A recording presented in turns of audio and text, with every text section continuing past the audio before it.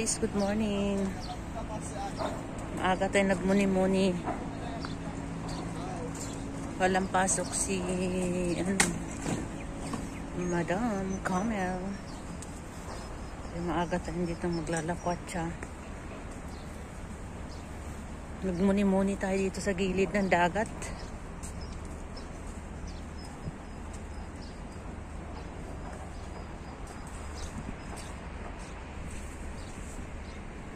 Muni-muni lang habang naghihintay. Talaga aga-aga pa malis na. Iba ang plano ko kasi meron sana akong puntahan. Iba rin palang plano ng dalaga na amo ko. Gusto rin pala siyang magmuni-muni. Kaya ito, magmuni-muni din tayo sa gilid ng dagat.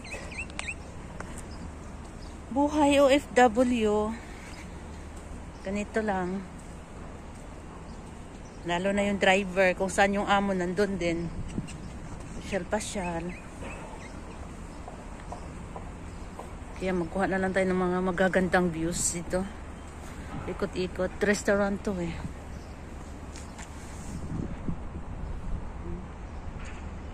Yan yun ang fresh ng hangin. Ang lamig. Pero nakakatakot. Sarap lumangoy din sa dagat kung pwede lang eh. Tumalon na eh, no? Ito, mag-isa ako. Kasi maaga pa naman. Mamayang gabi, iba na naman yung aking destination. Sa ibang pasahero na naman. Ito, lakad tayo guys. Samahan nyo naman ako dito. Punta tayo dito sa gilid. Ouch. Ay naku, lalaking bato.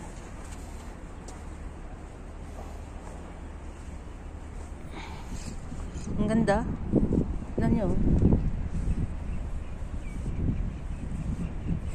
Sound ng hangin. Wala pang tao yung restaurant. Diba? Ito ay sa The Pearl. Pero wala pa rin katumbas ang kagandahan ng bayan natin. Maganda pa rin yung view. Dito puro lang building makikita mo.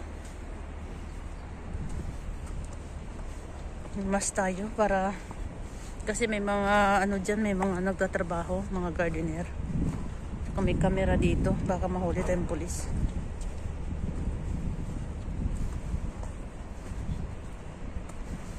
Ikot lang tayo dito habang naghihintay.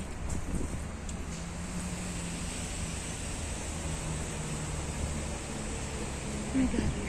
Kanina sana kung hindi aalis, dapat nag-ano na ako, nag-jogging.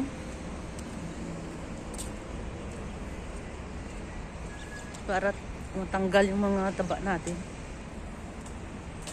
Ha? Samahan niyo ako guys ha? Ito lang yung ano natin eh. Palipas oras habang naghihintay. Oh, sakit sa mata. Okay. Ito restaurant.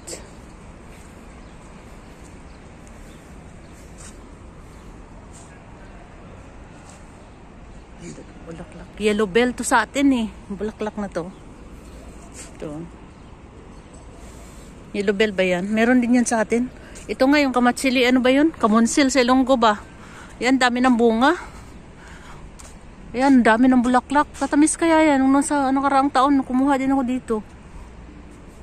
Kala mo, mga kahoy dito, yun sa atin, nire-reject lang ito. Tinapatay nga to kasi matinik eh. Pero dito, ang dekorasyon nila, tibay. Natanim. Mutubo lang yan sa may gilid ng mga palayan. Kamatsilian ba yung tawag doon? Basta sa Ilonggo, kamunsil. Bahala na kayo dyan. Yung namumungay, may tinik. Ayan nga, may maraming bunga na luma na. Ayan, ito yan yung nakatayo dyan. Makikita nyo yung nakalagay sa may parang ganyan. Ewan ko lang. Kasi Ilonggo ako eh. Ayan, kabayo.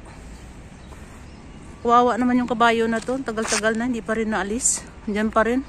Dumi na nga, hindi naman nililiguan. Kawawa. Pagod na yan. Tingnan mga informan niya. Ito, konti pa yung mga namasyal ngayon kasi napakaaga pa. Kami ang first. Ayan, namumunga na. Swerte-swerte talaga nito pag namunga na. Tapos dito kami nakatambay mga driver. So makain kasi dito, makain yung bunga niyan eh. Oh. Ano ba yung tawag doon sa ibang, basta, kamunsil sa Ilonggo. Ewan ko, basta Ilongga ako eh. Hindi ko alam. Hi, birthday! Ay, ibon. Ay, naku, lumipad. Lalakad-lakad lang muna tayo.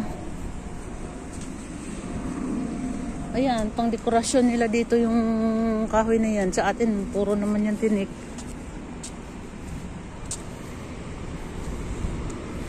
Tingin yung isang uy, punta pa yata dito yung truck. Delivery.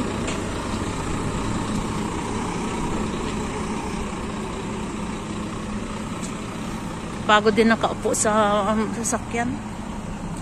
Kaya kailangan natin maglakad-lakad. Iunat natin yung ating mga ugat.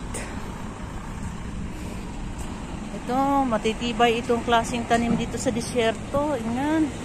Walang patid pa naman yung bulaklak niyan. Ano ba? Bougainvillea. Ito, bulaklak na patay. May kalachuchi. Ayan o, tibay niya. Lumalaban sa init yan. May mga dilaw na yan o.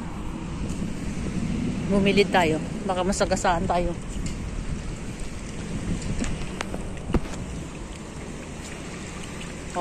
Ano nila?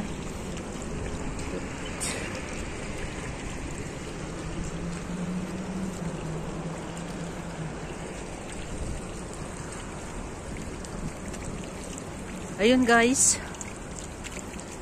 Itong mga lugar na to na talagang napudpud na yung sapatos ko sa kabalik-balik dito sa 8 years.